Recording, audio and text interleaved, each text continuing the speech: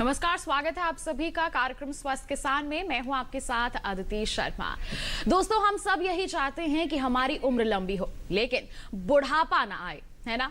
लेकिन उम्र का धागा तो खुलता ही है और बुढ़ापा भी निश्चित ही आता ही है। हम सभी को एक दिन आना ही है। आए दिनों बुजुर्गों की अगर हम बात करें तो दयनीय हालत की चर्चा की जाती है। उन्हें समाज में दया के भाव से देखा जाता है। आखिर क्यों? ये सच है कि बुढ़ापा उम्र का एक ऐसा पड़ाव होता है जब बोलने में परेशानी हो जाती है, चलने फिरने में दिक्कत के साथ साथ और भी कई समस्याएं होने लग जाती हैं और व्यक्ति को बुढ़ापे का तमका लग जाता है। उसे असहाय और कमजोर बना दिया जाता है। लेकिन आज हम इस सोच को थोड़ा तोड़ना चाहते हैं और बताना चाहते हैं कि क्या सफेद बाल हो जाना बुढ़ापा है? पाचन शक्ति का कमजोर पड़ जाना, चलने फिरने में परेशानी होना ही बुढ़ापा है? ऐसी स्थिति में बुढ़ापे को संभाले तो हम कैसे संभाले? हेल्दी एजिंग से जुड़ी ऐसी ही बहुत सारी बातें हैं जिसे आज हम आयुर्वेद की नजर से समझेंगे। साथ ही ये भी समझेंगे कि बढ़ती उम्र में हमें रोग ना हो, इसके लिए क्या करें, और अगर कोई समस्या हो गई है तो उसके लिए क्या किया जा सकता है। विषय सबसे पहले बता देते हैं। विषय है वृद्धावस्था में आयुर्वेद की भूमिका, ताकि मुस्कान से लबरेज रहे जीवन। जी हाँ, वृद्धावस्था में आयुर्वेद की भूमिका, ताकि मुस्कान से लबरेज रहे हमारा जीवन। जी हाँ, वृद्धावस्था की समस्याओं के समाधान के लिए हमारे साथ हमारे विशेषज्ञ मौजूद हैं। जी हाँ, देश के 3 बड़े विशेषज्ञ आज हमारे साथ मौजूद हैं। आइए परिचय करवा देते हैं। हमारे साथ मौजूद हैं डॉक्टर संतोष कुमार भट्टर जी। आप अखिल भारतीय आयुर्वेद संस्थान दिल्ली में पंचकर्मा विभाग में एसोसिएट प्रोफेसर हैं। आपसे हम समझेंगे कि शरीर को निरोगी रखने के लिए पंचकर्मा की क्या भूमिका रहती है। और साथ ही साथ हमारी दूसरी मेहमान भी हमारे साथ मौजूद हैं, डॉक्टर तेजस्विनी धीरज बुचड़ी जी। आप भी अखिल भारतीय आयुर्वेद संस्थान दिल्ली में प्रसूति तंत्र और स्त्री रोग विभाग में प्रोफेसर हैं। और आज आप हमें बताएंगी कि बढ़ती उम्र में महिलाओं के स्वास्थ्य पर किस तरह से हम ध्यान दे सकते हैं। और साथ ही साथ हमारे साथ एक स्पेशल गेस्ट भी जुड़ रहे हैं। बता दें, हमारे साथ जुड़े हैं consultant physician naturopathy and yoga, central council for research yoga and naturopathy के डॉक्टर विकास कुमार तेवतिया जी। डॉक्टर तेवतिया, बहुत बहुत स्वागत करना चाहेंगे। और साथ ही साथ हमारे दोनों विशेषज्ञ जो इस वक्त स्टूडियो में हमारे साथ मौजूद हैं, उनका भी मैं तहे दिल से स्वागत करना चाहूंगी। बहुत बहुत स्वागत है आप दोनों का। तो बिल्कुल दर्शकों, हमने आपको बता दिया है कि कोई भी अगर आपके पास समस्या है, आप किसी तरह का समाधान चाहते हैं, तो बेझिझक आप अपने सवाल हमसे पूछ सकते हैं। टोल फ्री नंबर की जानकारी आपको देते हैं। हमारे टोल फ्री नंबर है 1800-113060, 1800-113061। हमारे टोल फ्री यानी कि निःशुल्क नंबर है। इस पर आप हमें कॉल करेंगे, कोई पैसा आपका नहीं लगेगा, बल्कि आपकी समस्याओं का समाधान आप तक पहुंचेगा। तो इसी के साथ हम आपके कॉल्स का इंतजार कर रहे हैं। चर्चा की हम शुरुआत करें उससे पहले आइए एक खास रिपोर्ट है हमारी, उस पर नजर डालते हैं, जानते हैं क्या होता है जब बढ़ती है हमारी उम्र।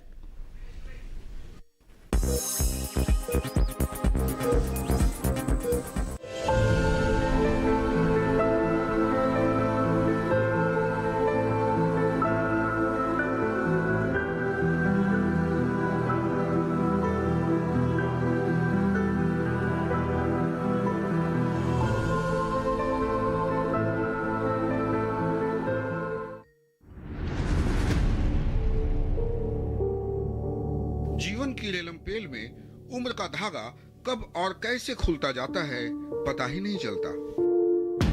एक नवजात शिशु कब अपनी शैशव अवस्था छोड़कर युवावस्था में पहुंचता है पता ही नहीं चलता। और पता ही नहीं चलता कब हमारा ही चेहरा हमसे ही चुगली करने लगता है और आईना भी कुछ कुछ बताने लगता है। जी हाँ, उम्र का बढ़ना तो शाश्वत सत्य है, लेकिन कुछ लोग ऐसे भी हैं जो 40 और 50 की उम्र में ही सोचने लगते हैं कि उन्हें जो जीना था जी लिया, अब बची खुची जिंदगी किसी तरह कट ही जाएगी। बता दे कि यह अधूरा सच है। पूरा सच जानना चाहते हैं तो जरा दम भर रोकिए और झांक कर देखिए अपनी जीवन शैली को। कहीं आपके जोड़ों में दर्द, मोतियाबिंद, मधुमेह, हृदय और मस्तिष्क से संबंधित बीमारियां आपकी ही गलत जीवन शैली का हिस्सा तो नहीं है। गौरतलब है कि उम्र के हर पड़ाव पर जिंदगी करवटें बदलती रहती है, हमारे रूप रंग में भी बदलाव आता रहता है और इसके साथ ही शुरू हो जाता है बुढ़ापे का दौर। लेकिन आप चाहें तो बढ़ती उम्र को एक खूबसूरत एहसास बना सकते हैं। बता दें कि 50 के बाद हमारे शरीर के हार्मोन्स बदलने लगते हैं। शरीर की मेटाबॉलिक गतिविधि की धीमी पड़ते ही पाचन शक्ति कमजोर हो जाती है। इस अवस्था में हृदय की दीवारें मोटी होने लगती है, हार्ट रेट कम हो जाता है और फिर जरा सी बात पर दुखी हो जाना, चिड़चिड़ापन और भूलने की समस्या के बढ़ जाने पर डिमेंशिया जैसी समस्या भी हो सकती है। और फिर उम्र का वो पड़ाव भी आ ही जाता है जब कपाती हाथें ढूंढ नहीं पाती समय के इशारों को, मोटे शीशे भी नहीं पहचान पाते अक्षरों को, अखबार बिना खोले पड़ा रहता है, टीवी चलती रहती है और वो सो जाते हैं। बस यही तो है वृद्धावस्था। हालांकि यह शारीरिक परिवर्तनों की वजह से होने वाली एक प्राकृतिक प्रक्रिया है, इसे टाला तो नहीं जा सकता, लेकिन संभाला जरूर जा सकता है। और संभालने का बेहतर तरीका है वास्तविक आयु से कम दिखने के लिए खान पान पर ध्यान देना, बढ़ती उम्र में प्रोटीन युक्त भोजन लेना जो हमें दाल, टोंड, दूध, अंडे से प्राप्त हो सकता है। स्वस्थ रहने के लिए किसी न किसी काम के साथ निरंतर जुटे रहना, नियमित योग और व्यायाम को कभी नहीं भूलना। जी हाँ, एक बात और, यदि आपके चेहरे पर तनाव और उम्र के निशान दिखने लगे तो कृपया शर्माइए नहीं, जिंदा दिली और मस्ती के साथ जिंदगी के उजले पहलू को देखिए, पॉजिटिव सोच रखिए, यानी सकारात्मक विचार रखिए। एक शोध के अनुसार जो लोग अपनी उम्र के बढ़ने को सकारात्मक रूप में लेते हैं उनकी आयु 7.5 साल बढ़ जाती है। जी हाँ, लेकिन जो कहते हैं कि उनको सताता है बुढ़ापा, उनके जीने के अंदाज बदल जाते हैं, मिजाज बदल जाते हैं। और जो हंसते हुए बिताते हैं बुढ़ापा, मैं समझता हूँ कि उसी शख्स के चेहरे को सुहाता है बुढ़ापा। राजेश मिश्र, दूरदर्शन किसान।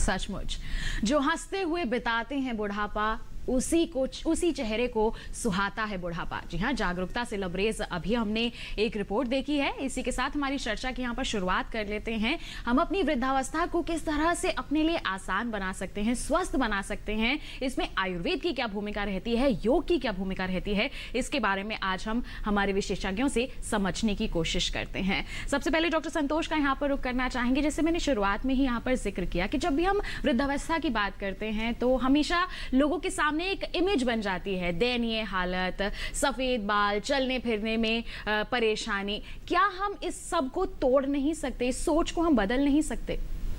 बहुत सही बताया आपने। वृद्धावस्था एक्चुअली ये समाज का एक प्रबुद्ध वर्ग है, जी जी, है ना। उससे समाज को काफी कुछ मिल सकता है। ये दोनों तरह से, जो समाज का अन्य हिस्सा है और वृद्धावस्था है, ये दोनों में अगर तालमेल बिठाया जाए, जो वृद्ध लोग हैं वो अगर सकारात्मक जीवन की तरफ अपना रुख रखे, स्वावलंबी जीवन की तरफ अपना रुख रखे, और जैसा कि अभी आपको बताया गया, अपना खान पान सबसे महत्वपूर्ण, और रहन सहन, एक पॉजिटिव थॉट्स और अपने आप में एक आत्मविश्वास के साथ अगर हम जिएंगे तो वृद्धावस्था अपने आप में समाज के लिए एक तोहफा बनेगा, गिफ्ट बनेगा। और उसमें आयुर्वेद, और विशेष करके आयुर्वेद का एक जो पंचकर्म विभाग है, इसकी बहुत सारी उपयोगिता है। उसमें कई चिकित्सा हम करते हैं, शिरोधारा से लेकर बस्ती तक, इन सारी चिकित्साओं का वृद्धावस्था रोकने में और वृद्धावस्था जन्य जो बीमारियां होती हैं, चाहे न्यूरोलॉजिकल हो, चाहे मस्कुलोस्केलेटल हो, इन सभी में बहुत ही कारगर साबित होती है।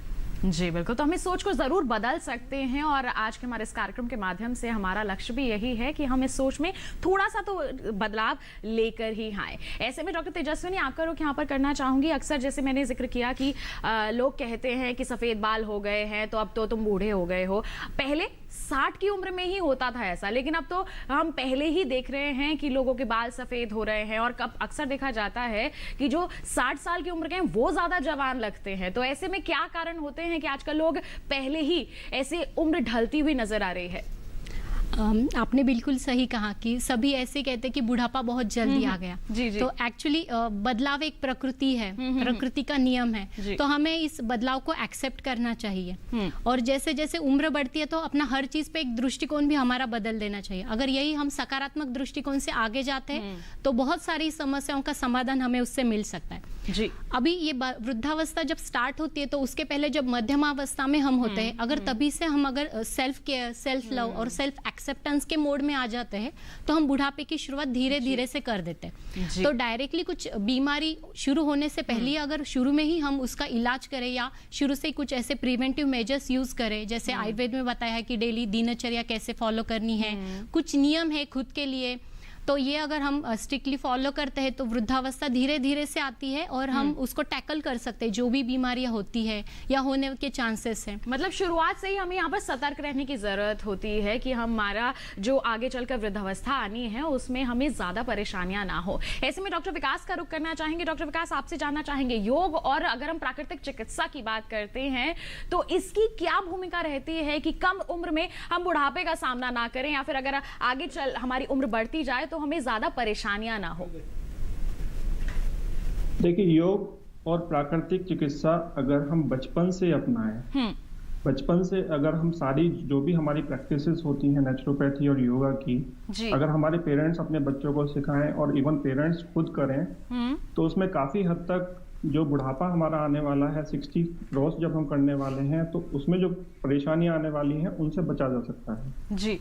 अगर हम रेगुलर रूप से अपने जो आहार है, अपना जो खाना हम खा रहे हैं उसको मैनेज कर लें, जी, सिर्फ अगर आहार ही मैनेज कर लें तो उससे भी हम काफी हद तक बहुत सारी करीब 50% से ज्यादा बीमारियों को रोकथाम कर सकते हैं।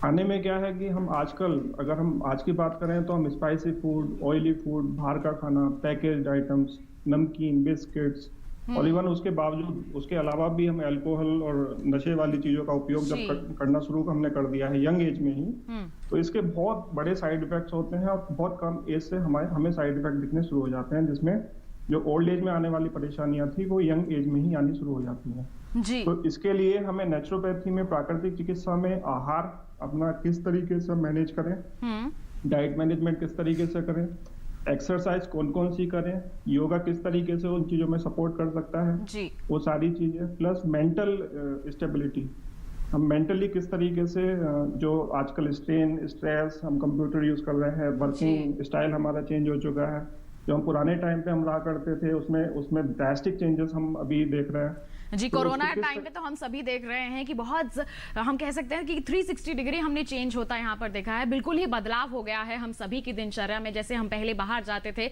अब बाहर जाना भी बंद हो गया है, लोगों से ज्यादा मिलना जुलना भी यहाँ पर बंद हो गया है।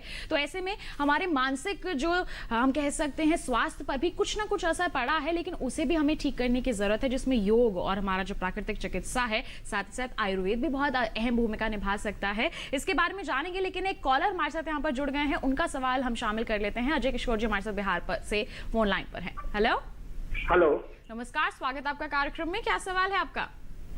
मैम, मेरे घुटने में दर्द रहता है। आपके घुटने में दर्द रहता है, कितनी उम्र है और कब से है? जी, ये 4-5 महीने से है। 4-5 महीने से है। और आपकी उम्र कितनी है? 47 इनकी उम्र है। डॉक्टर संतोष, घुटने में दर्द रहता है, 4-5 महीने हो गए।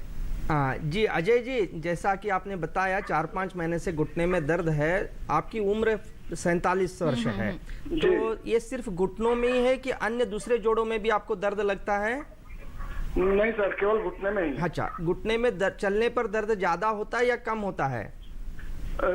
चलने पे कम होता है, बैठने उठने में ज्यादा होता है। बैठने उठने में दर्द ज्यादा होता है। सवेरे जब उठ जाते हैं तो शुरुआत में जकड़ाहट रहता है और बाद में दर्द फ्री होता है?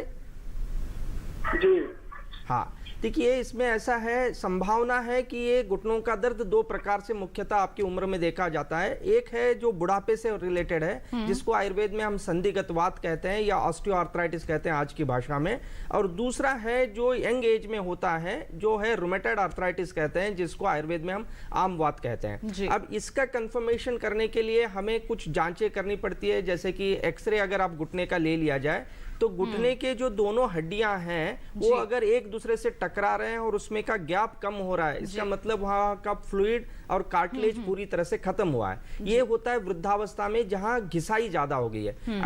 अगर आपको दिखता है तो उसमें ज्यादा से ज्यादा आयुर्वेद का उपयोग, जैसे कि तेल की मालिश लगातार हर दिन 10 से 15 मिनट, साधारण अपना तिल का तेल या सरसों का तेल हल्का सा नमक डालकर थोड़ा गुनगुना गर्म करके 10 से 15 मिनट अगर आप मालिश कर फिर बाद में गर्म पानी की सिकाई करेंगे तो इससे काफी हद तक लाभ होगा।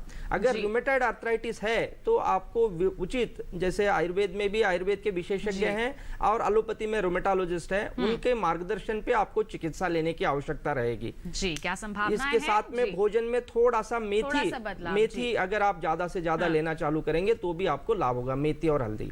जी बिल्कुल, किस तरह से आपको लाभ मिल सकता है हमारे विशेषज्ञ ने आपको बता दिया है। एक और कॉलर जुड़ गया हमारे साथ उत्तर प्रदेश से, सुशील जी, आइए जानते हैं क्या है उनका सवाल। हेलो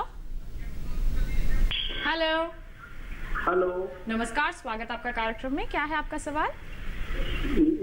मेरा सवाल ये है कि मेरी पीठ में सदैव हल्का हल्का बुखार रहता है, रीढ़ हड्डी के पास पर बुखार रहता है आपको कभी? हाँ, हल्का सा, लेकिन अगर हमें कहीं सर्द गरम मिल जाता है या पानी गिर जाए एकदम बुखार आता है और पूरे शरीर में टूटन, थकान।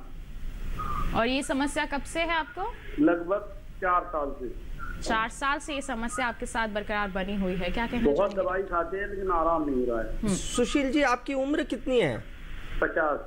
हाँ, तो अभी थोड़ा सा मुझे ऐसा लगता है कि आपका नेचर ऑफ जॉब, क्या काम करते हैं सुशील जी आप? अब खेती का काम है। खेती का हाँ, काम तो है। काफी थोड़ा मेहनत वाला काम होगा, खेती का काम मतलब, है ना? और इसके अलावा किसी दवाई, कोई बीमारी की दवाई चल रही है आपकी? हाँ, वही ऐसी थोड़ी बहुत दवाई लेते हैं लेकिन वो सदैव लिए नहीं जाता है। ठीक। तो 2 तरीके हैं। एक तो थकान से बुखार आना, वो एक सामान्य प्रक्रिया है क्योंकि शरीर की एक अपनी क्षमता है, उस क्षमता से ज्यादा काम करते हैं तो बुखार आ जाता है, कमजोरी से रिलेटेड भी हो सकता है। लेकिन लगातार 4 साल से अगर आपको हल्का हल्का बुखार रह रहा है तो इसका मतलब है कि एक बार आप योग्य, मतलब जो चिकित्सक हैं, चाहे आयुर्वेद के हो या एलोपैथी विज्ञान के हो, उनसे मिलकर परामर्श लेना आवश्यक है कि यह बुखार की वजह शरीर में कहीं अंदरूनी इन्फेक्शन है या कोई खून की कमी के कारण कमजोरी से हो रहा है या थकावट के कारण हो रहा है या अन्य ऑटोइम्यून बीमारी के कारण हो रहा है। इसका पता जांच करने के बाद ही होगा। फिर भी आप घर पे जो उपाय कर सकते हैं, गिलोय, क्योंकि आप गांव से रहने वाले हैं तो गिलोय भरपूर मात्रा में मिलती है। गिलोय का रस सवेरे शाम आप लगभग 30 से 40 ml सवेरे शाम अगर पिएंगे तो इससे काफी हद तक आपको रिलीफ होगा। इसके अलावा सुदर्शन चूर्ण होता है आयुर्वेद का, उसको भी आप गर्म पानी के साथ आधा चम्मच सवेरे शाम लेने से जो भी अगर अंदरूनी बुखार है तो वो जड़ से मिटने में आपको मदद करता है। जी देखिए, तो आयुर्वेद से भी आपको यहाँ पर काफी लाभ मिल सकता है, किस तरह से हमारे विशेषज्ञ ने बता दिया है। इसी के साथ बढ़ते हैं आगे और अब थोड़ी महिलाओं की यहाँ पर बात कर लेते हैं। डॉक्टर तेजस्विनी, आपके पास आना चाहूंगी। हमारे जो महिलाएं हैं वो पूरे परिवार के लिए सजग रहती हैं, हर एक सदस्य की बीमारी के लिए सजग रहती हैं, लेकिन जब बात खुद पर आती है तो लापरवाही कर देती हैं। रोग को पहचानने में बहुत देरी हो जाती है क्योंकि सिम्टम्स आते हैं, लक्षण दिखते हैं, पर नजरअंदाज अक्सर कर दिया जाता है। आखिरी स्टेज में पता चलता है कि अरे ये गंभीर बीमारी हो चुकी है। ब्रेस्ट कैंसर कहें, चाहे हम ओवरीज कैंसर कहें, किसी भी बीमारी की, गंभीर बीमारी की हम यहाँ पर बात करें, तो आप ऐसे में महिलाओं को क्या कहना चाहेंगी? सभी महिलाओं से मेरा ये निवेदन है कि आप जैसे आपके परिवार वालों की देखभाल कर रहे हो तो आपका ये आद्य कर्तव्य है, आपका ये स्वधर्म है कि आपके शरीर की भी आपने देखभाल करनी चाहिए। तो इसमें सबसे पहला मुद्दा आता है कि आपका आहार परिपूर्ण होना चाहिए, क्योंकि आप महिला हो, आप हर महीने में मासिक माहवारी से गुजरते हो, फिर आपको बच्चे होते हैं, फिर आपको उनको बड़े करते हो, फिर आपको वृद्धावस्था आती है और उसकी बहुत सारी बीमारियां आपको होती है। तो आपका आहार पूरा विटामिन मिनरल्स, पूरा हाई प्रोटीन डाइट आपका होना चाहिए जी। दूसरा है आपको डेली एक्सरसाइज, थोड़ी सी डेली कुछ ना कुछ करते रहना है। और जैसे कि एज हो जाती है तो आपको लगता है कि मेरी जिम्मेदारी खत्म हुई है, अभी कुछ काम नहीं है, तो उनमें डिप्रेशन आना लगता है। लेकिन ये नहीं है, अभी ये सही वक्त है कि आपको आपकी तरफ में ध्यान देना है। इसमें सबसे इम्पोर्टेंट है सेल्फ ब्रेस्ट एग्जामिनेशन। तो कोई भी महिला हो जिसको 20 साल के बाद में उसको हर महीने के बाद में, पीरियड रुकने के 4-5 दिन के बाद में उसको सेल्फ ब्रेस्ट एग्जामिनेशन करना चाहिए। तो अपने हाथों से ब्रेस्ट को छू के देखना है कोई गांठ वगैरह तो वहां पे नहीं है, कोई सिक्रीशंस तो नहीं है। ऐसी लक्षण अगर दिखाई दे रहे हैं तो तुरंत डॉक्टर की सलाह लेनी चाहिए। और ये जांच कब करनी चाहिए? हर मासिक धर्म के हर मासिक धर्म के 5-6 दिन के बाद में उनको अपनी ब्रेस्ट की एग्जामिनेशन करना चाहिए। और जिनको अभी महीना नहीं आ रहा है, जिनको मेनोपॉज वृद्धावस्था जन्य रजो निवृत्ति आ गई है, तो ऐसी महिलाओं ने किसी भी एक महीने के कोई भी एक दिन फिक्स करना है और एवरी मंथ में उसी दिन पे उन्होंने अपना ब्रेस्ट एग्जामिनेशन करना चाहिए। दूसरी एक महत्वपूर्ण बात बताना चाहती हूँ, कई महिला है जिनको बहुत दिन तक सफेदी जाने की प्रॉब्लम रहती है और फिर उनको कभी कभी ब्लड स्टेन डिस्चार्ज भी होता है, बहुत बदबू, फॉल स्मेलिंग जिसे कहते हैं वो आता है। अगर ऐसे लक्षण लगातार है और उनको अपनी लोअर एब्डोमेन में बहुत ज्यादा पेन है, अगर ऐसे सिक्रेशंस उनको बहुत दिन से है तो वो उसमें नजरअंदाज ना करे। कई बार ये सर्वाइकल कैंसर के लक्षण भी होते हैं। आमतौर पर महिलाएं से आम सी बात समझती हैं और नजरअंदाज कर देती हैं। देखिए बहुत ही गंभीर बात है। अगर ऐसा कुछ आपके साथ हो रहा है, अनुभव कर रहे हैं आप, तो बिल्कुल भी इसे आप साधारण मत समझिए। जल्द से जल्द आप अपनी जांच यहाँ पर जरूर करवा लीजिए, क्योंकि जैसे ब्रेस्ट कैंसर की हम बात कर लें, इसके केसेस लगातार बढ़ रहे हैं। आप लोग अब सजग हो जाइए, अपनी जांच स्वतः ही करिए। देखिए कोई भी लक्षण नजर आता है, शुरुआत में ही उसका इलाज आप करवा लेंगे। बढ़ते हैं आगे। बाराबंकी से राकेश जी हमारे साथ फोन लाइन पर जुड़े हुए हैं। हेलो, नमस्कार, स्वागत आपका कार्यक्रम में। क्या सवाल है आपका? मैम मैं ये जानना चाहता हूँ, मैं बालों के उपचार के बारे में जानना चाहता हूँ आयुर्वेद से। किसके बारे में जानना चाहते हैं राकेश जी? अपना सवाल दोहराइए। मैम ये बालों के उपचार के बारे में जानना चाहता हूँ। हम स्पष्ट रूप से आपका सवाल यहाँ पर सुन नहीं पा रहे। आयुर्वेद से संबंधित ही आप सवाल, गैस की प्रॉब्लम है? हेलो हेलो, संपर्क यहाँ पर टूट गया है। देखिए यही होता है, आप टीवी पर ज्यादा ध्यान दे रहे थे, यहाँ पर आपने सवाल पूरा नहीं एक बार दोहराया, जिसके चलते हम स्पष्ट रूप से समझ नहीं पाए। तो आप सभी से गुजारिश है, जब भी फोन करें टीवी की आवाज कम कर दें, हमसे बात कीजिए, टीवी पर ध्यान मत दीजिए, तभी तो आपका सवाल सुनकर हम जवाब दे पाएंगे। इसके साथ बढ़ते हैं आगे और यहाँ पर डॉक्टर विकास का मैं रुक करना चाहूंगी। जैसे आप बता रहे थे कि इस समय हम बात करें तो लोगों को काफी मानसिक तनाव भी झेल रहे हैं, बदलाव आ रहे हैं उनके जीवन में, बाहर नहीं जा पा रहे हैं, घर में ही रह के काम हो रहा है, ऑफिस में भी अब देखें तो वर्क फ्रॉम होम कल्चर चल रहा है, खेती बाड़ी में भी बात करें तो लोग जाते हैं, लेकिन थोड़ी दूरी का यहाँ पर ध्यान रखने की बहुत जरूरत हो रही है। तो ऐसे में प्राकृतिक चिकित्सा और योग की बात करें तो क्या भूमिका रहती है? देखिए मानसिक जो तनाव होता है वो ऐसा नहीं है कि किसी कोई शॉर्ट टर्म स्ट्रेस हुआ उसकी वजह से एक स्ट्रेस हुआ। बाकी अगर वही चीज अगर लॉन्गर ड्यूरेशन के लिए रहती है, मान लो आपने कोई काम करना है और उसके बारे में आप महीने, 2 महीने, 4 महीने, 6 महीने तक सोचते रहेंगे, तब ये प्रॉब्लम की जड़ बनता है जी। तो धीरे धीरे क्या होता है, आपके जो ब्रेन के जो सेल्स होती हैं उसमें डीजनरेशन वगैरह होने शुरू हो जाते हैं, जिसकी वजह से उसमें हार्मोनल इम्बैलेंसेस होने की वजह से आपके जो ऑर्गन्स हैं, आपका जो पूरा सिस्टमिक जो बॉडी के अंदर चीजें हैं उसमें चेंजेस होने शुरू हो जाते हैं, जिसकी वजह से आपको और भी बीमारियां, हार्मोनल इम्बैलेंसेस की वजह से आपके रिप्रोडक्टिव चेंजेस आ जाना, या फिर मेटाबॉलिक सिंड्रोम वगैरह जैसे डायबिटीज हो जाना, या फिर कार्डियोवैस्कुलर सिस्टम जैसे हाइपरटेंशन वगैरह, बीपी वगैरह एलिवेट हो जाना, या फिर ब्रेन से रिलेटेड ही एपिलेप्सी, या फिर जो और बीमारियां हैं जैसे कई तरह की समस्याएं हो जाती हैं जी।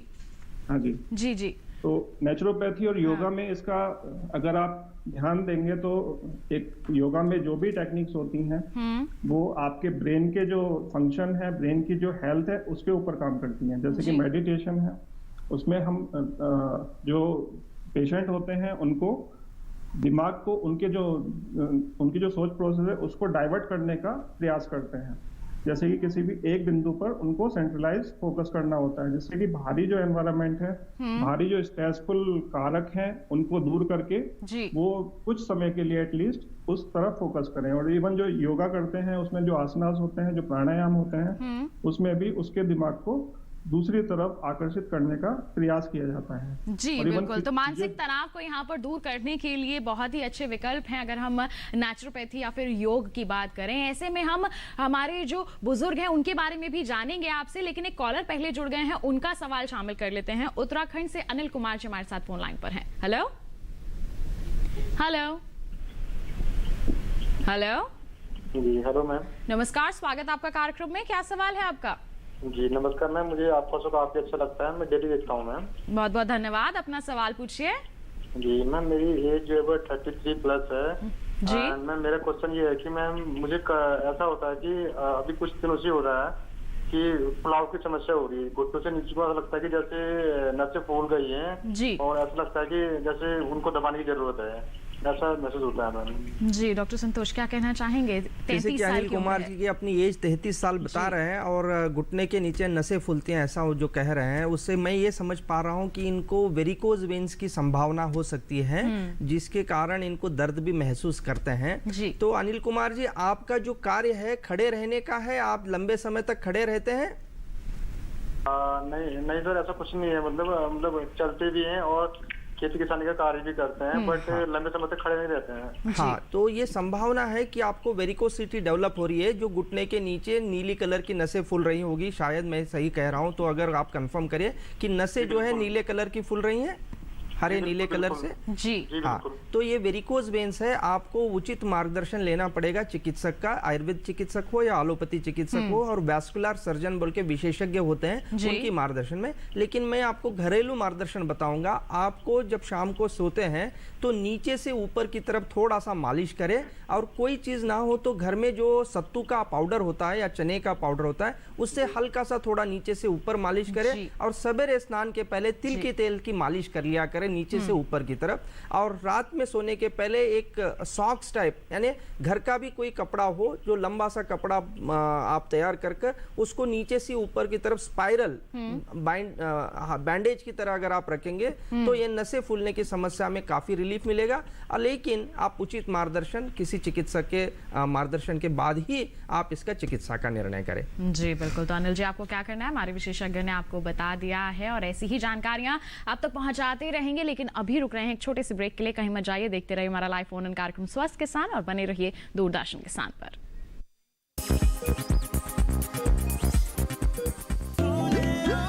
अच्छा लगता है जब वक्त के साथ कुछ परंपराएं नहीं बदलती।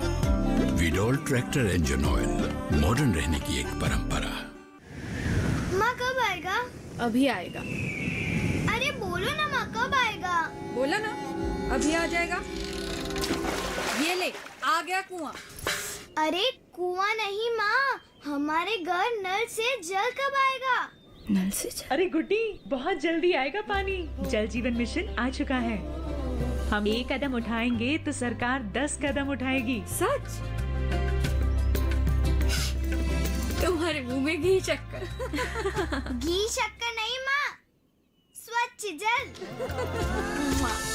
2024 तक देश के सभी 19 करोड़ घरों में पहुंचेगा पीने का साफ पानी।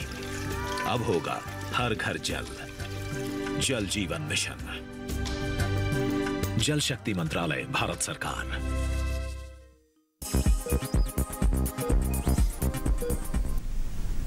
ब्रेक के बाद आप सभी का फिर से स्वागत है हमारे लाइव फोन इन कार्यक्रम स्वस्थ किसान में। आज हम चर्चा कर रहे हैं वृद्धावस्था में आयुर्वेद की भूमिका पर।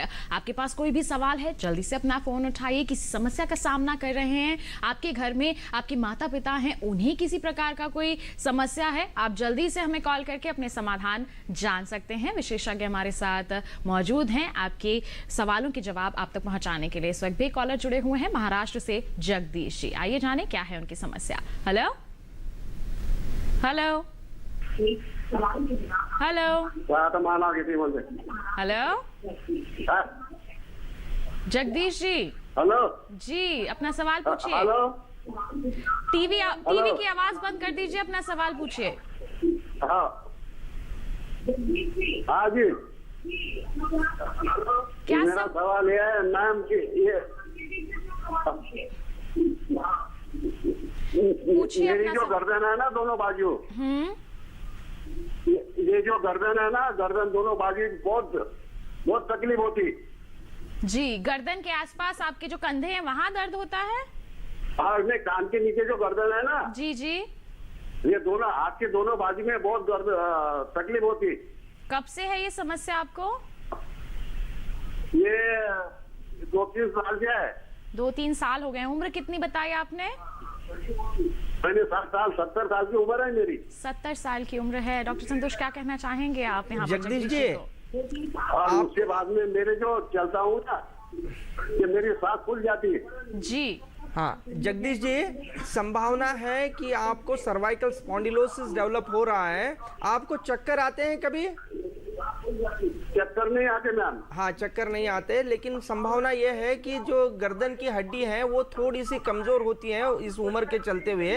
चक्कर नहीं आते सर। जी जी, कोई बात नहीं जगदीश जी, मैं सामान्य उपाय बताता हूँ। आप रेगुलर घर पे अश्वगंधा का पाउडर जो है, अश्वगंधा का चूर्ण सवेरे शाम आधा चम्मच 1 कप दूध के साथ लीजिएगा।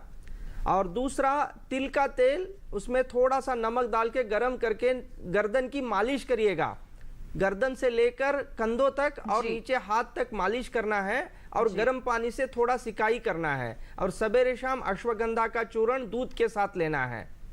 जी बिल्कुल, क्या करना है जगदीश जी, हमारे विशेषज्ञ ने आपको बता दिया है। इसी के साथ बढ़ते हैं आगे। कोई दर्शक हमारे हैं जो हमें मेल के जरिए भी अपने सवाल भेजते हैं, तो इस वक्त भी मैं देख रही हूँ एक मेल आ गया है मेरे पास और इसे मैं कार्यक्रम में शामिल करना चाहूंगी। गोरखपुर से राधा कनौजिया जी का मेल है और डॉक्टर तेजस्विनी ये आपके लिए है। ये लिखती है कि मेरी उम्र 65 साल की है, बच्चेदानी में मांस का गोला है, इसकी वजह से अक्सर मेरे पेट में दर्द रहता है, क्या कर सकती हैं? देखो, ऐसी अवस्था में अगर आपके बच्चेदानी में मांस का गोला बताया है तो हमें कुछ उसके लिए जांचें कराने के लिए चाहिए कि ये गोला किस टाइप का है। ज़्यादातर 65 के एज में ये यूट्राइन फाइब्रॉइड भी हो सकता है, एडिनोमायोसिस भी हो सकता है, या फिर ये कोई कैंसरस ग्रोथ भी हो सकती है। जी, तो हमें सबसे पहले अल्ट्रासाउंड करके ये देखना चाहिए कि ये ग्रोथ कौन सी है और इसकी साइज कितनी है। और इसके अकॉर्डिंगली आपको किसी चिकित्सक से दवा लेनी चाहिए। मतलब आप ऐसे ही घर पे बैठो मत, आपको जाना चाहिए, सलाह मशवरत लेना चाहिए, क्योंकि अगर कैंसरस है तो आपके लिए वो सही नहीं है। मैं ये जानना चाहती हूँ आपको कोई डिस्चार्ज वगैरह भी होता है कि इसके साथ में? मैम, मेल में इसके बारे में कोई जिक्र नहीं किया गया है। हमें इसको उनको दशमूल कषाय इसमें हम दे सकते हैं। उनको जो एब्डोमिनल पेन बहुत हो रहा है तो दशमूल कषाय वो 20 ml दिन में 2 बार ले सकते हैं। जैसे बता रहे हैं कि मांस का गोला बना हुआ है, आपने भी जिक्र किया कि यहाँ पर अगर अल्ट्रासाउंड हम करा लेते हैं तो उसके बाद हमें निश्चित कारण क्या है या क्या अवस्था है वो पता चल जाएगी। तो आयुर्वेद में इसका इलाज है संभव? हाँ, अगर इसमें उनको अगर गर्भाशय में अर्बुद है, इसको हम इसको गर्भाशय आयुर्वेद में कहते हैं, लेकिन मॉडर्न साइंस में इसको यूट्राइन फाइब्रॉइड कहते हैं जी। अगर इसकी साइज 5 सेंटीमीटर से कम है तो हम आयुर्वेदिक इलाज से इसको आसानी से कम कर सकते हैं। तो इसमें आयुर्वेद में कंचनार गुगुलू टैबलेट है जो दिन में 2 बार 2 गोली लेनी है, और इसके साथ में वरुण आदि कषाय है तो ये भी दिन में 2 बार 20 ml दिन में 2 बार लेना है। इसके साथ साथ में कुछ खान पान की चीजें ध्यान में रखनी है कि वेजिटेबल डाइट रखना है, नॉन वेज खाना नहीं है। दोपहर को अगर सोने की बहुत आदत हो तो वो छोड़ देनी है। और डेली आधा ग्लास गुनगुना पानी में आधा चम्मच हल्दी का पाउडर मिला के लेना है, क्योंकि ये जो हल्दी है ये एंटी कैंसरस इसमें जो गुणधर्म इसमें होते हैं, एंटी ट्यूमर एक्टिविटी होती है, तो हल्दी डाल के गुनगुना पानी जरूर सुबह पीना चाहिए। जी, तो आपको क्या करना है राधा जी, हमारे विशेषज्ञ ने आपको बता दिया है किस तरह से आप आगे की प्रक्रिया को अपना सकती हैं। इसी के साथ बढ़ते हैं आगे। डॉक्टर विकास का फिर से रुख करना चाहेंगे। डॉक्टर विकास, हमारे जो बुजुर्ग लोग हैं, हमारे माता पिता हैं, उनको आप क्या कहना चाहेंगे योग के बारे में? जो पहले से करते आ रहे हैं उन्हें तो आदत होती है, लेकिन अब अगर कोई शुरुआत करना चाहे तो किस तरह से करने की जरूरत होती है, क्या कहेंगे आप? देखिए, अगर आपको इस एज में आने के बाद में अगर शुरुआत करनी है तो आपको एक प्रॉपर फिजिशियन और प्रॉपर इंस्ट्रक्टर की रिक्वायरमेंट होगी जी। क्योंकि इमीडिएटली अगर आप अचानक से अपने आप अगर किसी टीवी वगैरह देख के शुरू करते हैं तो उसमें कॉम्प्लिकेशन होने के चांसेस हो सकते हैं, उसमें इंजरीज वगैरह होने के चांसेस हो सकते हैं। और आजकल बुढ़ापे में हम देखते हैं कि कूल्हे की हड्डी खिसक जाना बहुत कॉमन हो गया है जी। तो इस कारण हमें एक प्रॉपर हॉस्पिटल या फिर प्रॉपर पास में कोई अगर योगा सेंटर अच्छे फिजिशियंस के अंडर में चल रहा है तो वहां पर जाकर एक बार आप कंसल्ट करें, उनकी अपनी प्रॉब्लम्स बताएं, उसके अकॉर्डिंग उनको थेरेपेटिक योगा शेड्यूल बनाकर दिया जाएगा और उसके अकॉर्डिंग वहाँ पे योगा सिखाया जाएगा। जी, तो ऐसे में यही आपकी सलाह है कि किसी के निगरानी में रहकर ही इसकी शुरुआत करें, अपने आप से ना करें, क्योंकि समस्या आपके लिए विपरीत भी बढ़ सकती है। यहाँ पर परिस्थिति बिल्कुल विपरीत हो सकती है। ऐसे में आपसे एक और सवाल मैं यहाँ पर जानना चाहूंगी, बहुत सारी न्यूरोलॉजिकल समस्याएं भी होती हैं, जैसे अक्सर कहा जाता है कि लोग कहते हुए हम सुनते हैं कि मुझे याद नहीं रहता, याददाश्त में कमी आ गई है। तो ऐसे में आप क्या सलाह देना चाहेंगे, लोगों को क्या करना चाहिए? देखिए, इसमें जो ब्रेन की हेल्थ है, जो आपके माइंड की हेल्थ है, उस पर डिपेंड करता है। प्लस आपने स्टार्टिंग से किस तरीके की लाइफ स्टाइल आपने फॉलो की है, उस पर डिपेंड करता है कि आपने नर्वस सिस्टम के लिए कितना आपने उसके स्टिमुलेशन के लिए, उसकी हेल्थ के लिए, उसके इम्प्रूवमेंट के लिए किस लेवल तक आपने काम किए हैं। दूसरा, आपकी डाइट पर भी डिपेंड करता है, किस तरीके की आपने डाइट ली है। अब न्यूरोलॉजिकल डिसऑर्डर्स में जैसे रेस्टलेस लेग सिंड्रोम वगैरह है और एपिलेप्सी वगैरह है, जो दौरे पड़ने की, मिर्गी की जो आजकल बीमारी ज्यादा बढ़ रही है, या फिर जो ये स्क्लेरोसिस की समस्या, मल्टीपल स्क्लेरोसिस वगैरह ज्यादा हो रहा है। तो इसके लिए योगा में, और अगर आप प्रॉपर नेचुरोपैथी डाइट फॉलो करें, नेचुरोपैथी स्टार्टिंग में ही, शुरुआत में ही अगर आप इस तरफ ध्यान देंगे, हल्की सी भी प्रॉब्लम अगर आती है, जैसे कि हल्का पेन होना, पैरों में दर्द हो जाना, तो हम शुरुआत से ही यहाँ पर सतर्क रहें। लेकिन मैं आपसे जानना चाहूंगी कि जो अक्सर हमारे बुजुर्ग लोग कहते हैं कि मुझे ये चीजें याद नहीं रहती, अब याददाश्त में कमी आती है, तो मेमोरी को स्ट्रांग बनाने के लिए क्या किसी प्रकार का कोई योग आसन है जो यहाँ पर आप करने की सलाह देंगे? हाँ जी, बिल्कुल। इसमें क्या है कि कुछ जैसे रिलैक्सेटिंग टेक्निक्स हैं, जैसे कि शवासन है जी, आप भुजंगासन कर सकते हैं जी, आप सर्वांगासन टाइप से फॉलो कर सकते हैं। और जितने भी और रिलैक्सेटिंग जैसे प्राणायाम है कुछ, जैसे भ्रामरी प्राणायाम बहुत अच्छा रहता है ब्रेन की एक्टिविटी को इम्प्रूव करने के लिए। प्लस कुछ जैसे कि कुछ क्रिया है, जैसे कि जल नीति और सूत्र नीति हम फॉलो कर सकते हैं। जी, तो ये तमाम तरह की नीतियां हम अपना सकते हैं प्राकृतिक चिकित्सा में, और योग भी हमारे विशेषज्ञ ने बताए हैं, इनको भी आप कर सकते हैं। लेकिन पहले आप किसी जो आपके ट्रेनर्स हैं उनका आप यहाँ पर ट्रेनिंग जरूर ले लें, उनकी सलाह जरूर ले लें। ऐसे में आयुर्वेद की क्या भूमिका रहती है, डॉक्टर संतोष से जान लेते हैं। आप ऐसे में हमारे जो बुजुर्ग लोग हैं उन्हें क्या कहना चाहेंगे? बिल्कुल, आपने एक महत्वपूर्ण बात पूछी है मैडम। आज के ज़माने में ये यादाश्त कम होना, जिसको अल्जीमर्स डिसीज या डिमेंशिया कहा जाता है, और हिंदुस्तान ही नहीं पूरा विश्व का जो ओल्ड एज ग्रुप है वो इस समस्या से जूझ रहा है। अब इसका सामान्य उपाय मैं आपको बताऊंगा। पहला है कि हमें वृद्धावस्था आने के पहले अपना खान पान और सारा ठीक रखना है। इसके साथ में आपको रोक रही हूँ यहाँ पर, लेकिन एक कॉलर जुड़ गए हैं, उनका सवाल हम शामिल कर लेते हैं, फिर आपसे इसके बारे में विस्तार से हम चर्चा करेंगे। इस वक्त महाराष्ट्र से अमोल जी हमारे साथ फोन लाइन पर हैं। हेलो हेलो अमोल जी, आपको आवाज मिल रही है? हेलो हेलो, लगता है इनसे संपर्क टूट गया है। आप दोबारा से यहाँ पे कोशिश कर सकते हैं, फिर से रुक कर देते हैं। डॉक्टर संतोष का बताएं सर। हाँ, जो ये अल्जीमर्स डिसीज है या यादाश्त कम होना है, इसको बचने का सबसे पहले सरल उपाय है कि जीवन के प्रति सकारात्मक धोरण, अच्छा हेल्दी स्वास्थ्यपूर्ण खान पान, भोजन, ये सबसे महत्वपूर्ण है। भोजन में उचित मात्रा में फल और सूखे मेवे, ड्राई फ्रूट जैसे कि बादाम, अखरोट और अंजीर, इसका भरपूर मात्रा में उपयोग रखें। इसके साथ में आयुर्वेद की कुछ सामान्य औषधियां जो आप बेझिझक होकर उपयोग कर सकते हैं, जैसे ब्राह्मी है ना, शंखपुष्पी है, गिलोय है, यष्टि मधु है और अश्वगंधा है। ये कुछ रसायन कहते हैं इसको आयुर्वेद में। इन वनस्पतियों का आप सामान्य थोड़ी थोड़ी मात्रा में अपने भोजन के साथ आप इसको उपयोग कर सकते हैं। और भोजन में उचित मात्रा में देसी गाय का घी अगर आप नियमित स्वरूप से उपयोग में लाएंगे और अपने आप को किसी ना किसी कार्य में व्यस्त रखेंगे, कोई ना कोई कार्य करना चाहिए कि 60 साल के बाद रिटायर्ड हो गए बोलकर घर पर नहीं रहे, कोई ना कोई अपनी बुद्धि का उपयोग करते हुए अपनी योग्यता के अनुसार काम में व्यस्त रहे, तो आप स्मृति क्षय या अपनी यादाश्त को ठीक रख सकते हैं। जी बिल्कुल। तो देखिए, बहुत ही अहम यहाँ पर बात हमारे विशेषज्ञ ने आप सभी तक पहुंचाई है।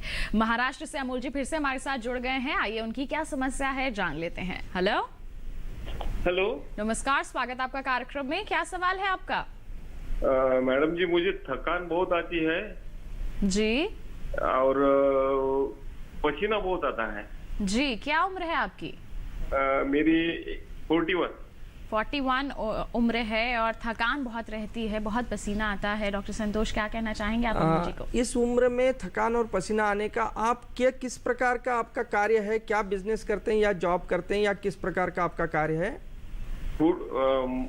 फुल टाइमर मैं खेती करता हूँ। खेती वाले का कार्य है। तो एक बार आप अमोल जी, एक बार आपका ब्लड प्रेशर जरूर चेक करा दीजिए। कोई भी आजू बाजू में जहाँ पर भी आपके चिकित्सक हैं, फिजिशियन हैं, उनसे बिल्कुल मिलकर आप 1 बार 2 बार अपना ब्लड प्रेशर पीरियडिकली हर सप्ताह में ऐसे 1 महीने तक चेकअप कराइए, जिससे पहले ये क्लियर हो जाए कि आपको ब्लड प्रेशर बढ़ रहा है या हाइपरटेंशन के आप शिकार तो नहीं हो रहे। इसके साथ में अगर आपको थकान आता है तो पहले ब्लड प्रेशर की ट्रीटमेंट करनी पड़ेगी। ये नहीं है तो आपका हीमोग्लोबिन खून की जांच कराना है। खून की कमी के कारण भी थकावट होना और पसीना आना ये संभावना है। अगर ये दोनों का पहले जांच हो जाए और उसके हिसाब से चिकित्सक के मार्गदर्शन से दवा लेना है। इसके अलावा घर पे जो आप कर सकते हो, पानी की मात्रा भरपूर मात्रा में लिया जाए। नारियल का पानी अगर उपलब्ध होता है या नींबू शरबत है या शिकंजी है या गन्ने का रस, शुगर केन जूस, इसका आप नियमित उपयोग करें। और उचित मात्रा में रेस्ट का भी जरूरी है, क्योंकि आप खेत में काम करते हैं, धूप में काम करते हैं, तो अपने आप को बनाए रखे, फलों की मात्रा ज्यादा ले आप जी। तो आपको क्या करना है अमूल जी, हमारे विशेषज्ञ ने आपको बता दिया है। और इसी के साथ अब मैं डॉक्टर तेजस्विनी का यहाँ पर रुख करना चाहूंगी। डॉक्टर तेजस्विनी, हमारी महिलाएं जो हैं अक्सर हम देखते हैं कि उनमें हार्मोनल चेंजेस हर अवस्था में होते हैं यहाँ पर, और खास तौर पर हमारी जो बढ़ती उम्र है उसमें मीनोपॉज की समस्या आती है। उसके बाद इमोशनल चेंजेस, मेंटल चेंजेस, बहुत सारे हम बदलाव यहाँ पर देखते हैं। तो ऐसे में कैसे अपने आप को स्वस्थ रख सकती हैं महिलाएं? ज़्यादातर महिलाओं में जैसे कि मेनोपॉज आ जाता है तो हार्मोनल इम्बैलेंस होता है। तो इसमें होता क्या है कि एक जो ईस्ट्रोजन हार्मोन होता है उसकी मात्रा कम हो जाती है जी। ये जो ईस्ट्रोजन है ये हमारे शरीर में बहुत ही महत्वपूर्ण इसका सहभाग है जी। इसकी वजह से हमारा हार्ट हेल्दी रहता है। अगर इसकी वजह से ही मेनोपॉज आने के बाद में हार्ट रिलेटेड प्रॉब्लम्स हमें फीमेल्स में ज़्यादातर देखने के लिए मिलती है। दूसरा है इनमें ईस्ट्रोजन की कमी की वजह से हॉट फ्लशेस होते हैं। मतलब जो 50-60 के बाद में मेनोपॉज आ गया तो उस उम्र की पेशेंट को जो है रात में वो अचानक से उठती है और उसको बहुत पसीने में वो होती है और उसको पूरे शरीर में गर्मी लगती है। तो इसे कहते हैं हॉट फ्लश आना और उसके बाद में नाइट स्वेट्स। तो ये पूरा ही ईस्ट्रोजन डेफिशिएंसी की वजह से किसी महिला में हफ्ते में 1 बार आता है या किसी महिला में 1 दिन में ही 3-4 बार आता है जी। अगर ऐसे लक्षण है और इसके साथ साथ में बहुत ही चिड़चिड़ाहटपन हो गया है तो ये सारा हार्मोनल इम्बैलेंस दिखा रहा है। तो इसके लिए अगर आपको बहुत ज्यादा हॉट फ्लशेस हो रहे हैं तो इसमें बहुत सारी पित्त शामक दवाइयाँ आपको लेनी है और वात शामक दवाइयाँ आपको लेनी है। इसके लिए आपको आयुर्वेदिक में एक ट्रीटमेंट में आपको बताना चाहूंगी जो कामदुधा रस है। तो ये 250 मिलीग्राम की टैबलेट दिन में 2 बार आपको लेनी चाहिए। इसमें आयुर्वेद में हम मात्रा बस्ती एक चिकित्सा रहती है जिसमें रेक्टल रूट से हम दवा अंदर इंसर्ट करते हैं। तो इसमें शुद्ध बला तेल का मात्रा बस्ती अगर देते हैं तो ये हॉट फ्लशेस में बहुत ही आराम मिलता है। इसके साथ साथ में अगर अनुलोम विलोम प्राणायाम करते हैं तो ये प्राणायाम की और शीतली प्राणायाम, तो इससे इस सिम्टम्स में बहुत ज्यादा रिलीफ मिलता है। दूसरा है बहुत ज्यादा चिड़चिड़ापन, नींद ना आना, गुस्सा। तो ऐसी कंडीशन में एक सारस्वतारिष्ट, ये एक औषधि दवा है। ये रात को सोते समय हमें 4 चम्मच दवा आधा ग्लास गुनगुना पानी के साथ मिला के लेना है तो अगर हमारी नींद अच्छे से हो जाएगी। मेनोपॉज में बहुत सारा हमें कैल्शियम की भी जरूरत है। तो हमारा डाइट में कैल्शियम रिच डाइट होना चाहिए। तो हमारे खाने में अखरोट होने चाहिए, दूध होना चाहिए, पालक की सब्जी होनी चाहिए, ब्रोकोली होनी चाहिए। तो इन सारों से कैल्शियम की कमी होती है, कमी जो है वो पूरी हो जाएगी क्योंकि ईस्ट्रोजन की कमी की वजह से ऑस्टियोपोरोसिस भी होता है। तो ये ना होने के लिए आपको ये कैल्शियम रिच डाइट जरूर लेना है। और इसके साथ साथ में और जो भी महिलाओं में बिल्कुल भी उनको लगता है कि अभी कुछ याद नहीं रह रहा है तो ये सारी की चीजों के लिए एक धमासा जटामांसी फांट रहता है तो इसको उन्होंने रात में सोते वक्त लेना चाहिए। और एक महत्वपूर्ण चिकित्सा है पादाभ्यंग, यानी कि रात में सोते वक्त डेली अपने पैरों के तलवों को तेल लगा के मालिश करके सो जाए तो इसके उनको नींद भी आ जाएगी। और पूरे शरीर में अभ्यंग करना है कि शरीर से पूरा चेहरे से पांव तक तेल से मालिश करनी है और उसके बाद में नहाना है। तो इससे भी ये जो वार्धक्य जन्य जो पोस्ट मेनोपॉजल ये जो सिम्टम्स है ये सारे कम हो जाएंगे। देखिए कितनी सारे यहाँ पर विकल्प है हमारी महिलाओं के पास, किस तरह से आप अपने आप को बिल्कुल स्वस्थ रख सकती हैं जब आपके शरीर में यहाँ पर इतने हार्मोनल चेंजेस हो रहे हैं उसके बाद भी। एक कॉलर हमारे साथ जुड़ गए हैं यहाँ पर, नंद स्वरूप मिश्रा जी, आइए जान लेते हैं क्या है उनका सवाल। हेलो हेलो, नमस्कार, स्वागत है आपका कार्यक्रम में। अपना सवाल पूछिए। हाँ नमस्ते मैडम, मेरा नाम नंद स्वरूप मिश्रा है, बाराबंकी से जी। मैं जानना ये चाहता हूँ, जब पके बाल और हिले दांत तो बुढ़ापा की पहली नोटिस है जारी, तो ऐसी दशा में हमें अपने को किस प्रकार से संभालना जाए जिससे कोई बीमारी न होने पाए? क्योंकि पहले तो हम लोग बचपना में या बुढ़ापा में, पहले पुराने जमाने में तो तेल स्नान करते थे, धूप स्नान करते थे, फिर जल स्नान करते थे, तो उससे सेहत अच्छी होती। और दूसरी चीज, ये जो देसी दवाइयाँ होती, आयुर्वेदिक की दवाइयाँ होती, ये खट्टी मीठी गोलियां स्वाद के लिए तो ठीक है क्या हमारे सब? जी, क्या कहेंगे डॉक्टर संतोष? जितना मैं समझ पाया हूँ नंद स्वरूप जी, पके बाल के संबंध में आप पके बाल और ढीले दांत जो है हमारे यहाँ पर बुढ़ापे की निशानी बन जाते हैं। ऐसे में किस तरह से हम अपने बुढ़ापे को आसान बना सकते हैं आयुर्वेद के लिहाज से? बात है कि ये बुढ़ापा एक सामान्य प्रक्रिया है, एक स्वाभाविक अवस्था है ना, आना है, उसको हमें एक्सेप्ट करना है ना। लेकिन फिर भी इसको जितना हम हेल्दी यानी स्वास्थ्य पूर्वक आना ये हम कर सकते हैं। उसके लिए आयुर्वेद का एक सिद्धांत है, पूर्वे वैसी मध्य वा, ये संस्कृत का श्लोक है। इसका मतलब ये होता है कि बुढ़ापा आने की तैयारी जो है हमें बचपन से मध्यम मतलब 50 की उम्र तक ही कर लेना है। तो पहले से अपना खान पान जो है वो हेल्दी होना चाहिए, जिसमें फलों की मात्रा, मेवे की मात्रा और वेजिटेबल्स की मात्रा भरपूर हो, व्यायाम और योगासन ये हमारा हिस्सा हो। लेकिन अब जब पके बाल हो जाते हैं या आने के रोकने के लिए सबसे सरल उपाय है आंवले का भरपूर मात्रा में उपयोग। आंवले की चटनी, आंवले का मुरब्बा, आंवले का जूस, जिस भी स्वरूप में, आंवले की सुपारी, किसी भी स्वरूप में आंवला ज्यादा से ज्यादा आप सेवन करें तो वो दांतों को भी ठीक रखेगा, मसूड़ों को भी मजबूत रखेगा और बालों को पकने से और बालों को गिरने से भी रोका जाता है। इसके अलावा बहुत सारी आयुर्वेद की चिकित्साएं हैं जो आप आयुर्वेद चिकित्सक के मार्गदर्शन से ले सकते हैं। जी बिल्कुल। तो नंद स्वरूप जी, किस तरह से आप अपने बुढ़ापे को भी, अपनी वृद्धावस्था को भी सरल बना सकते हैं, उसके लिए हमारे विशेषज्ञ ने आपको यहाँ पर सुझाव निश्चित तौर पर दे दिया है और ऐसी ही सलाह आप तक पहुंचाएंगे। लेकिन अभी रुक रहे हैं एक और छोटी सी ब्रेक के लिए। कहीं मत जाइए, देखते रहिए हमारा लाइव फोन इन कार्यक्रम स्वस्थ किसान और बने रहिए दूरदर्शन के साथ पर।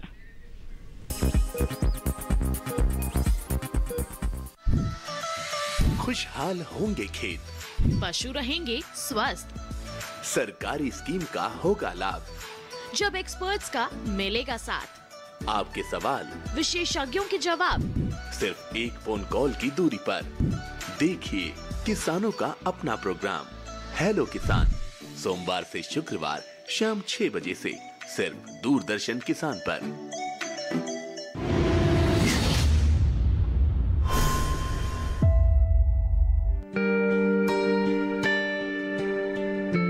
सुनहरी यादें, यादगार पल, परिवार को एक करते दूरदर्शन के ऐतिहासिक धारावाहिक आपके लिए लेकर आए हैं यादों का झरोखा, एक बार फिर डीडी रेट्रो चैनल पर।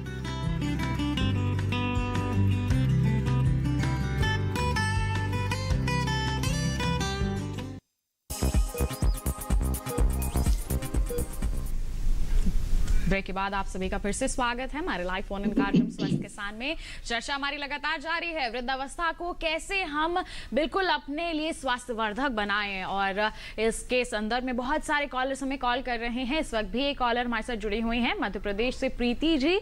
आइए जान लेते हैं क्या है उनका सवाल। Hello hello. हाँ हेलो, नमस्कार, स्वागत है आपका कार्यक्रम में। क्या सवाल है आपका? हमें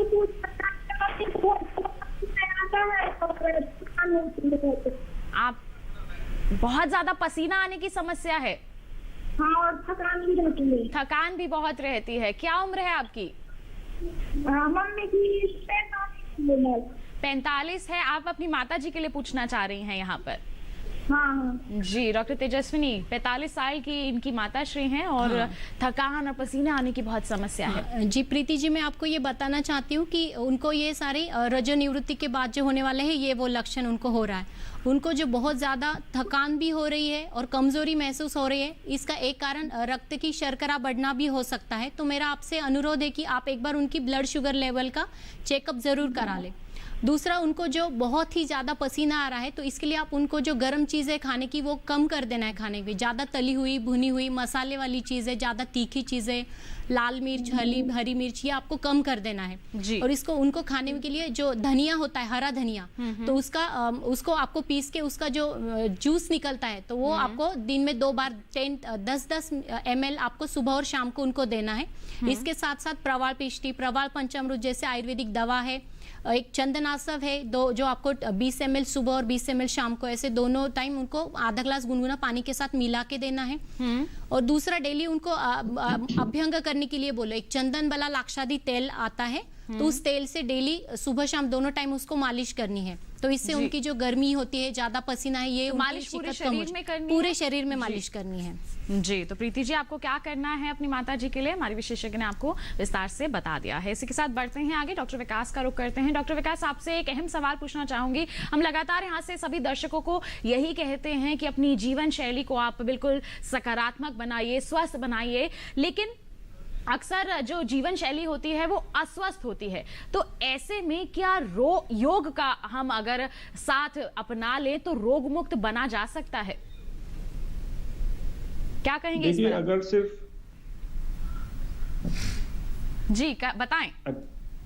अगर सिर्फ योग की बात करी जाए तो सिर्फ योग अपनाकर हम स्वस्थ जीवन शैली नहीं अपना सकते जी। स्वस्थ जीवन शैली का मतलब ये है कि आपका जो दिनचर्या है, आप सुबह किस टाइम उठते हैं, उसके बाद में क्या ब्रेकफास्ट करते हैं, उसके बाद में काम किस तरीके से, आप जब वर्किंग ऑफिस में जाते हैं तो उसमें किस तरीके का वहाँ पर स्ट्रेस, टेंशन, एंजाइटी वगैरह लेवल क्या रहता है जी। इसके अलावा लंच किस तरीके से करते हैं, और इस तरीके पूरे दिन की जो दिनचर्या है उस पर डिपेंड करता है। प्लस आहार आप किस तरीके से क्या क्या ले रहे हैं, कितना पोषण ले रहे हैं, कितना कार्बोहाइड्रेट ले रहे हैं, कितना प्रोटीन ले रहे हैं, मतलब बैलेंस्ड अमाउंट में आप कैलोरीज ले रहे हैं कि नहीं ले रहे हैं जी जी। आपके ओबेसिटी, फैट वगैरह तो नहीं बढ़ रहा है, वो सारी चीजों पर डिपेंड करता है। उसके बाद में जब आप ये सारे काम कर लेते हैं और उसके बाद भी अगर आपको कोई प्रॉब्लम होती है तब हम योगा तो इम्पोर्टेंट है ही। हम नॉर्मल लाइफ में भी जब हम ये सारे काम कर रहे हैं उसके बाद भी हमें योगा, जो एक्सरसाइज हैं, जो आसनास, प्राणायाम, क्रियाज, मेडिटेशन वगैरह हैं, उसको रेगुलर रूप से करते रहना चाहिए। तो जैसे आप कह रहे हैं कि रेगुलर रूप से यहाँ पर हमें एक्सरसाइजेज, व्यायाम, योगा करना चाहिए, तो उसका समय कितना होना चाहिए? क्योंकि व्यस्तता काफी ज्यादा है, तो कितने समय तक करना चाहिए, क्या कहना चाहेंगे आप? देखिए, हमें आज की व्यस्तता के कारण अभी मिनिस्ट्री ऑफ आयुष ने एक ऐप भी शुरू किया है, योगा ऑन वर्क प्लेस। तो जहाँ भी हमें टाइम मिले, 5 मिनट 10 मिनट का टाइम मिले, उसमें लूजनिंग एक्सरसाइज टाइप से, स्टैंडिंग सीरीज, मतलब छोटे छोटे जैसे लूजनिंग एक्सरसाइज होती हैं, ताड़ासन वगैरह है, वृक्षासन वगैरह है, या सर्वांगा, ये अर्ध चक्रासन वगैरह है, पादहस्तासन वगैरह है, मतलब इजीली जो करने वाले आसन, त्रिकोणासन वगैरह है, वो हम इजीली वर्क प्लेस पर भी कर सकते हैं। इवन अगर आप घर पर हैं और आपके पास में 1 घंटे का टाइम निकालना बहुत जरूरी होता है, उसमें आप जितनी भी लेटने वाले आसन, खड़े होने वाले आसन, बैठने वाले आसन, सूर्य नमस्कार इत्यादि आप घर पर 1 घंटे का टाइम निकाल कर जरूर करें, अवश्य करें। इससे आपके जितने भी मस्कुलर प्रॉब्लम्स हैं, या फिर कार्डियोवैस्कुलर प्रॉब्लम्स हैं, या फिर मेंटल इश्यूज हैं, वो सारी बॉडी स्ट्रेंथ होने के बाद में वो सारी समस्याएं आपकी दूर होती चली जाएंगी जब आप रेगुलर आहार, विहार, आसन, प्राणायाम, योग इत्यादि को अपनाते हैं तो।